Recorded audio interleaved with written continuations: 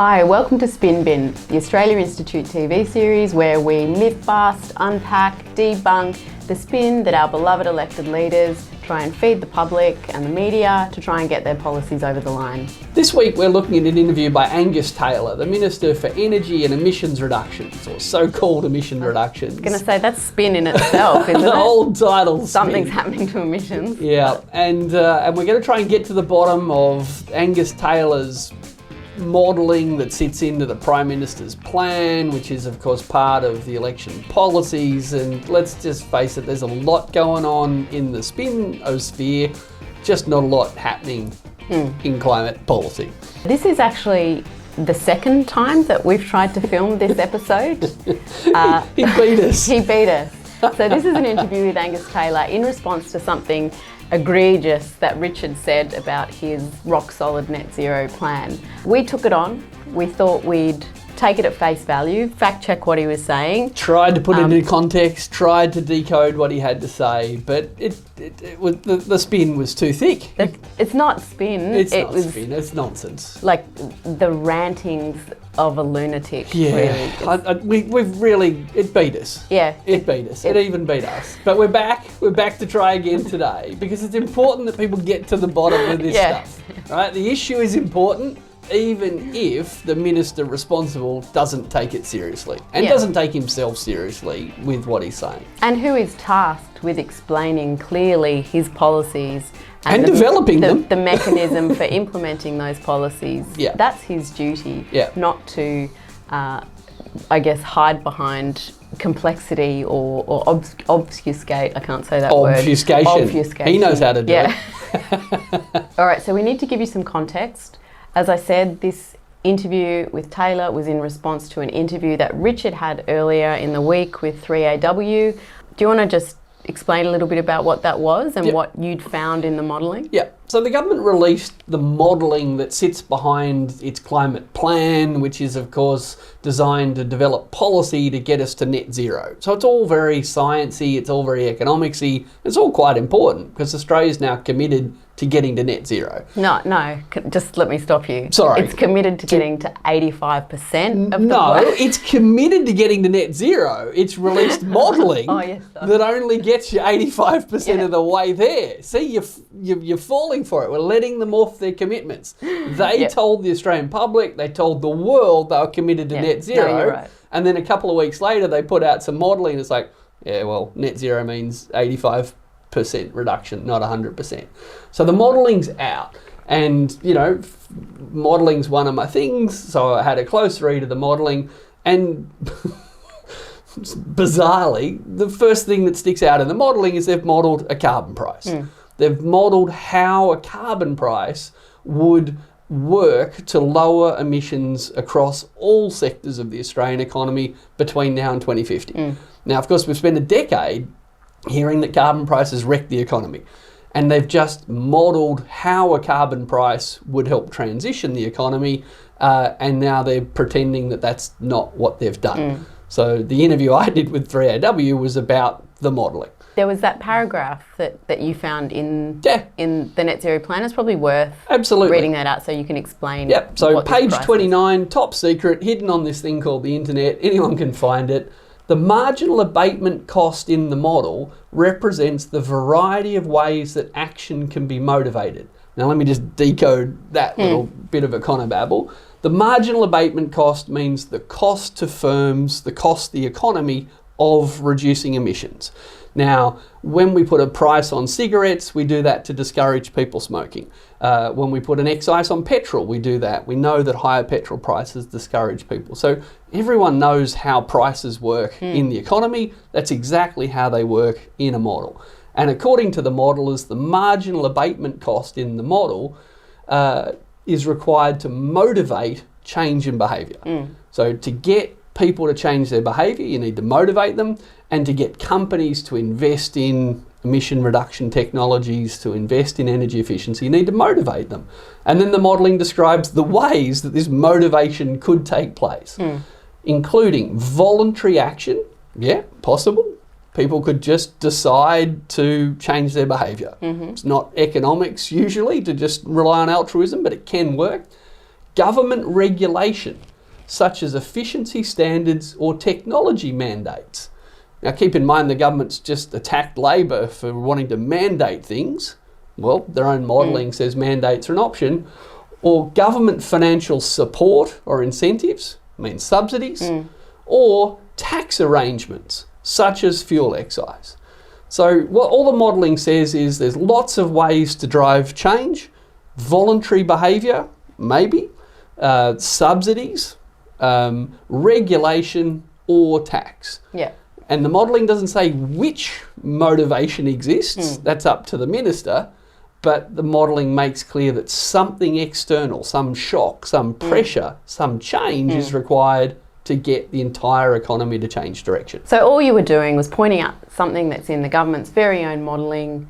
Angus didn't particularly like that. No. Got on the phone. Got on the blower. Yeah, he's quoting our own report and our own modelling, and I don't like it. Yep. So he called up the radio. Called up the radio wanted station. to write a reply. Yep. What did he say?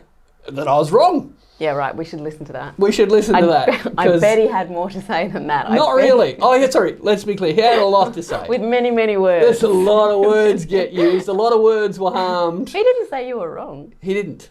No. He said a lot of other things. He didn't say you were wrong. No, because I wasn't. No. Before we start, I just want to tell you what to look out for. I guess we're going to play bullshit bingo, really, because it's really important that you understand that this whole interview or the response from the minister is a complete nonsense, isn't it? Yeah. I mean, there's simple questions being asked by the journalists, and you'd expect a minister who's across their brief, who's trying to explain to the public what's going on, to give simple answers. Yep. But the one thing you won't be hearing in a minute is simple answers about what the government's planning to do. If you're listening to a politician and you don't quite understand what they're saying, then trust your instincts, because what they're saying probably isn't logical and is probably designed to confuse you. Yeah, and if they can't explain it, then they either don't understand it or they don't want you to understand it. Exactly, yeah. Let's roll the tape. All right. Richard Denniss, Chief Economist at the Australia Institute, he's looked at the government modelling that takes us towards net zero by 2050, and he says there is a carbon tax or maybe a carbon price, which amounts to the same thing, buried. Now that's important. Yeah. Because I didn't say there's a carbon tax. No, you didn't. I said there's a price in the modelling. Yeah. And what form the price takes, that's up to government policy. Yeah. This is just modelling of how the economy will change. It's up to the government to say what are the policies they're announcing. But yeah, you watch the word splitting coming up. Mr. Taylor, good afternoon. G'day, Tom. Thanks for having me. Well, look, I haven't gone through the modelling in the detail that either Richard Denniss or you has. He says, and other people have written this. He hasn't gone through the modelling. Can I just point out? At no time. But someone in his office hopefully did and gave him some speaking points. He's got an A4 page. Yeah. But Busy man. That there is a carbon price embedded in the model. Is that true? Oh, well, it's wishful thinking for someone like him. So he hasn't answered the question. No. Let's get to the very beginning. Yes, I would like there to be a carbon price. Nearly every economist in the world thinks a carbon price would be a simple, effective way to reduce emissions. But he was asked about, is there a carbon price in the model? And he's described my wishes, not his model. Well, he's also kind of inferring that you're a bit of a left-wing extremist, aren't you? Like Someone all the like economists you, at Denniss. the IMF, World Bank, International Monetary Fund, Nobel Prize winners, all agree with me. Someone like you. Someone like me. No taxes or penalties in our plan. No one suggested that. So now, see, he's asked about the modelling, he's talking about the plan. Now, I read out before what the model has said, and it does have carbon prices and mandates and things in it, but he's talking about the plan. So there's a model, there's a plan, there's government policy, and there's reality. Is there a carbon price in the model? Not in my plan, there's not. Or that's not what we modelled either. What we Well, that's just wrong. Like again, page 29 of their thing. But, you know, to your point, Polly, he probably hasn't actually read it. But what he's saying, he's talking about a tax. He says there's no taxes in our plan and there's no taxes in the model either. But it could be a price. There could be a price, but he's avoiding answering the question. He's saying, but there's no taxes. So that wasn't the question. Voluntary targeted incentive that we already have. A voluntary targeted incentive. That's meaningless. It's- That doesn't mean anything. It's not economics. So voluntary targeted incentive. An incentive's a subsidy or something to encourage someone to do something. Targeted means aimed at a particular group, but we're talking about transforming the whole economy. And voluntary, I don't know, no one's holding a gun to the government's head to have a subsidy. Is it voluntary for them? Like we're starting into Angus world. Reduction fund.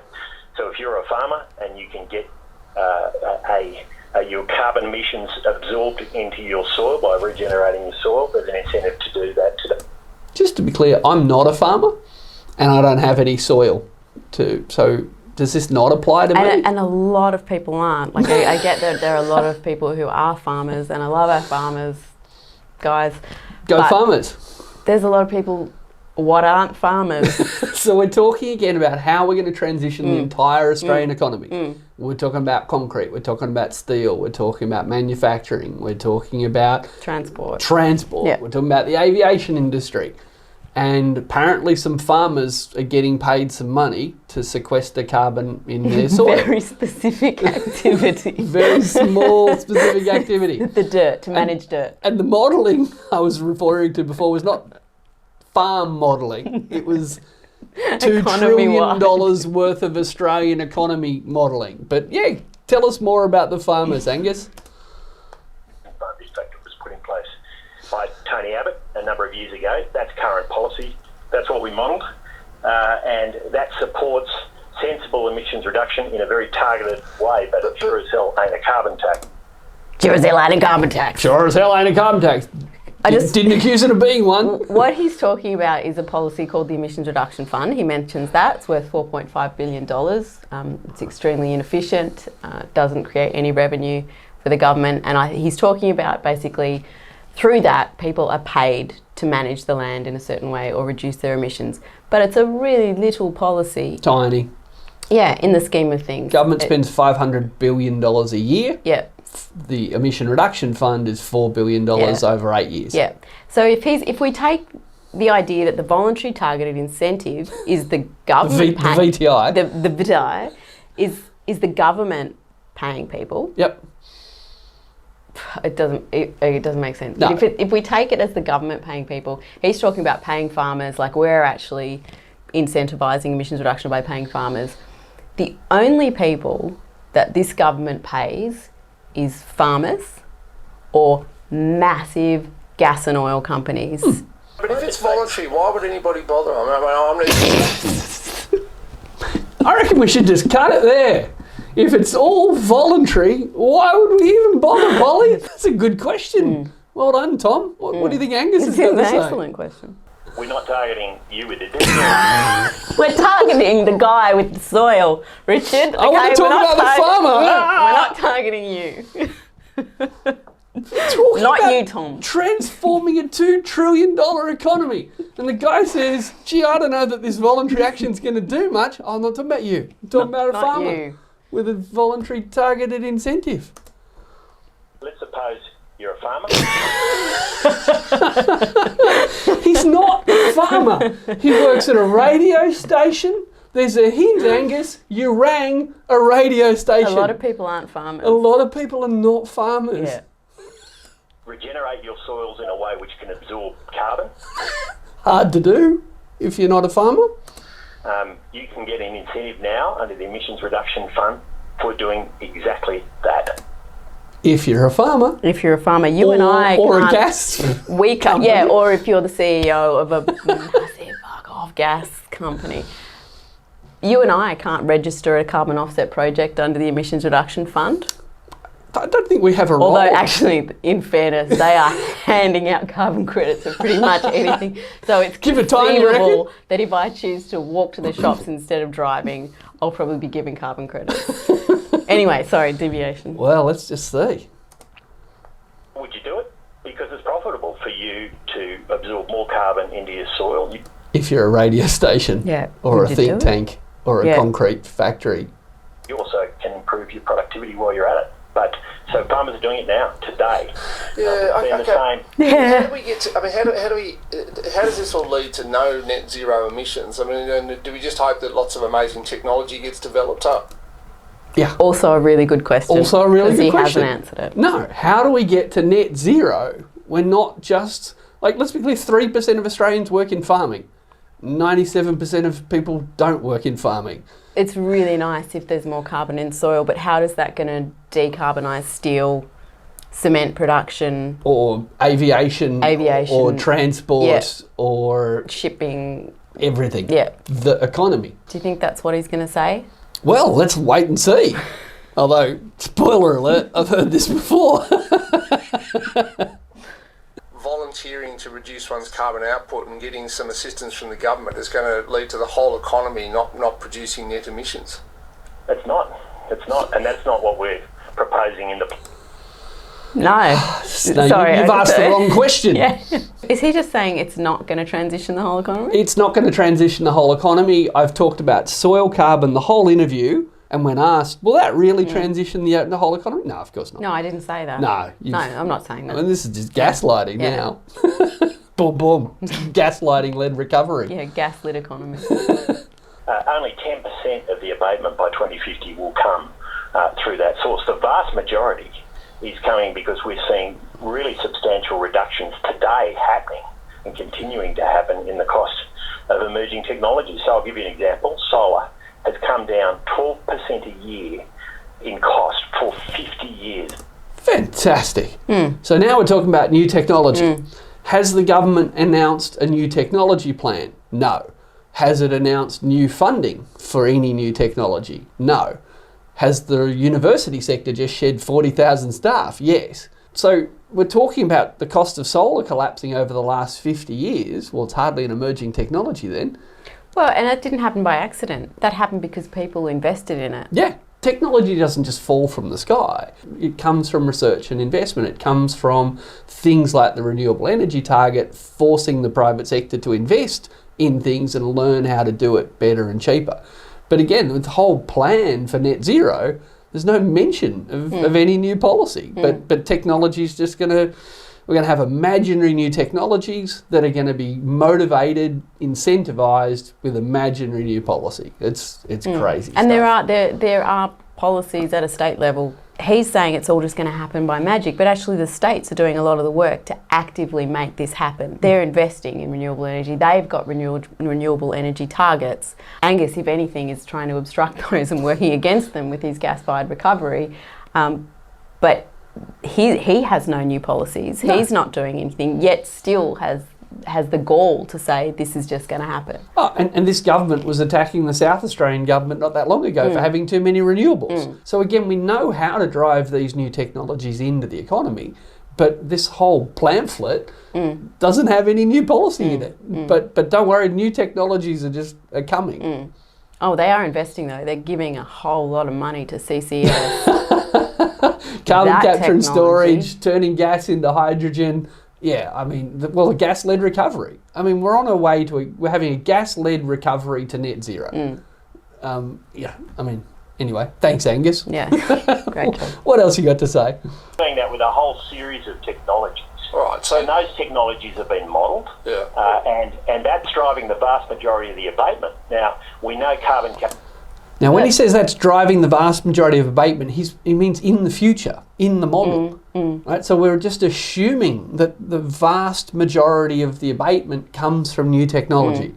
Now, that's great, but what's going to cause the new technology to get invented, and what policies are going to force firms and force changes in consumer behaviour? Yeah. He's not talking about any of that. He's right to say there's lots of abatement from technology in the model, but it's his job as minister to say, how am I going to make that happen?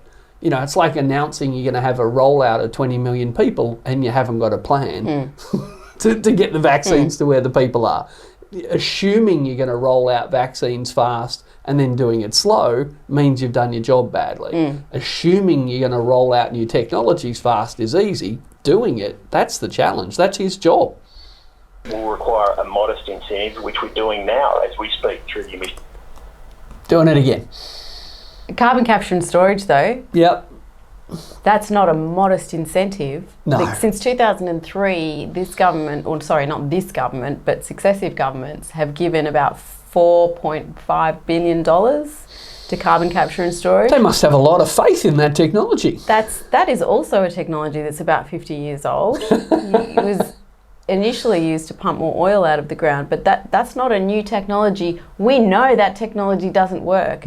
We're banking on it. It does. I'm just telling you, it doesn't work. Yeah, It's not an emerging technology. It doesn't work. But we're assuming in the model it will work, and it's easy. You can put anything you want in the model, but making it work in practice, that's the hard part. Yeah.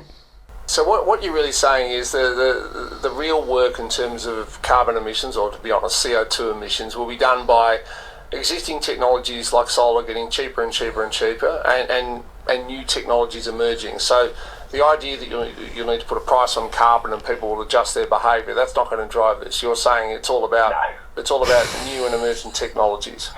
There are targeted technologies that will require a very modest incentive.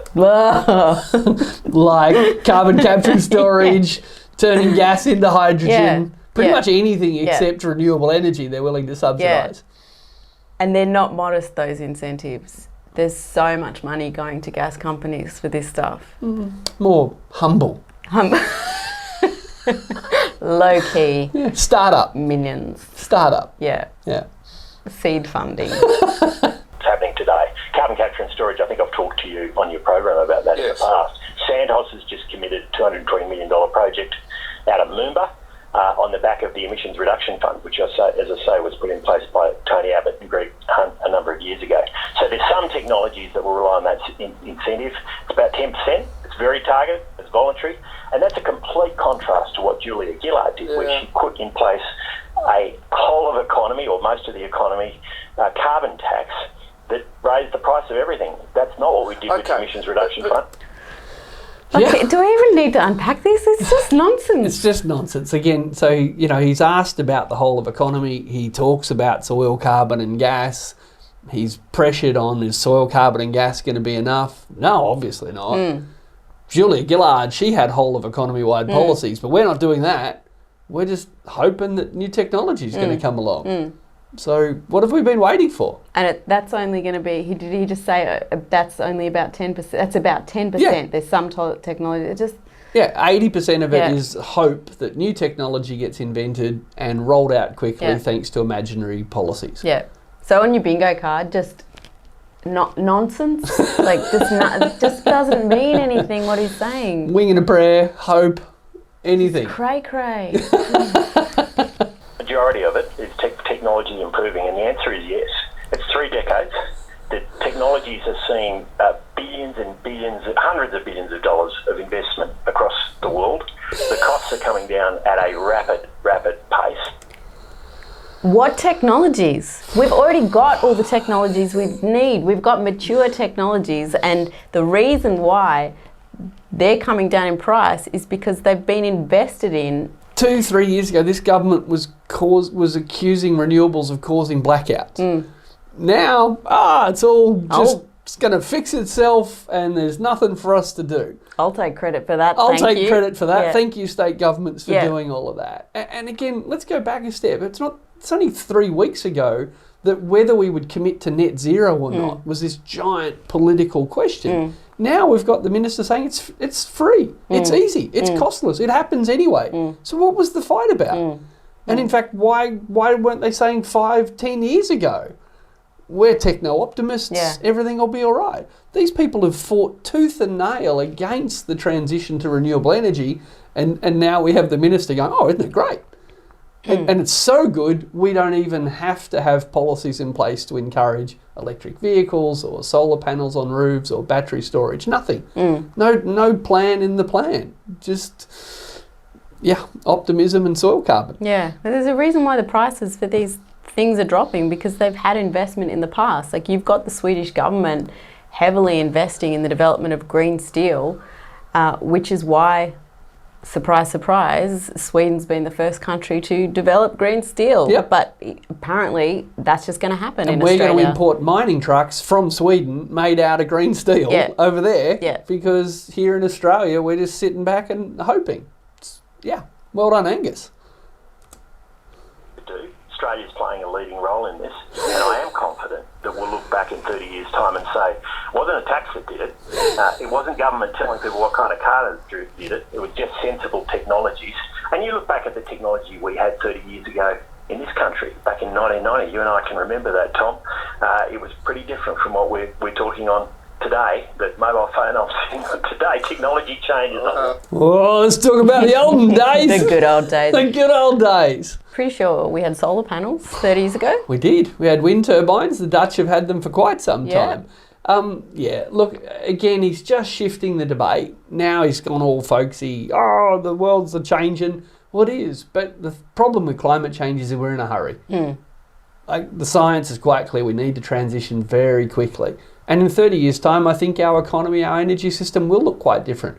But the quicker we make it happen, the better. And that's all getting completely ignored with these distractions about, soil and sand tops. The two S's of the apocalypse. Yeah, and it probably will look quite different because people get fed up and go, we've got to do so. Or the states. Yeah. The states will get fed up and say, we have to fill this enormous black void that is the federal government. Oh, and let's be clear, business has said for years we want certainty. And all that's coming out of this plan, all that's coming out of this modelling is vagary. Yeah. If you're not digging your dirt and storing your carbon, Angus has got nothing to say to you. Unless you're a gas company, then you're sweet for the next 50 years. Gas-fired path to net zero. Just keep saying it, kids. Just keep saying it. All right, Polly, what do you want to recap? Where the hell have we been with Angus? Oh, we've just been on a journey of ridiculousness. He didn't answer the question at any time. He tried to say that Tom was accusing him of having a carbon tax in the net zero plan. That wasn't the question he was asked. He's distracted, or he's tried to distract by focusing on farmers. Imagine if JFK said, by the end of the decade, the US will put a man on the moon. I trust you can do that. I've set the target. Make it happen. Make it happen. I'm confident. Yeah. Are you confident? I'm confident because I've set a clear target there. I've been quite upfront. I mean, what we actually need is the federal government to behave in the way that state government and even local governments are doing, and that is helping people adapt. That is encouraging people to do more good things, stopping people doing bad things, and literally build the transition to an entirely new energy system. And we know how to do it. Other countries are doing it, and Angus has just got a plan and some dirt. We're laughing about this, but actually it is absolutely appalling that this is the response that Australians are getting from our Minister for Emissions Reduction, the man who is tasked with leading our transition to a cleaner economy. Absolutely. And here we are in the lead up to the next election, an important election after Glasgow where Australia has committed to net zero. Voters are entitled to ask the questions that journalists are asking. What is the plan? How are you going to do it? And for a minister to talk about dirt and talk about gas and tell everyone everything's going to be fine is ignoring his responsibility. Yeah, it's offensive and people should be angry about this, but people deserve better than this. They do. No, they do. They do. They do. They it's do. outrageous. This is not fair. No, but it's still pretty ridiculous. Yeah, it's like there's funny bits, but it's... And that's what and that's the spin bit. I'm angry. I'm angry too. You should be angry. Thank you for watching. We'd love it if you shared this video with others. Help them see through what our politicians are telling us. Hold Angus to account. No one else is.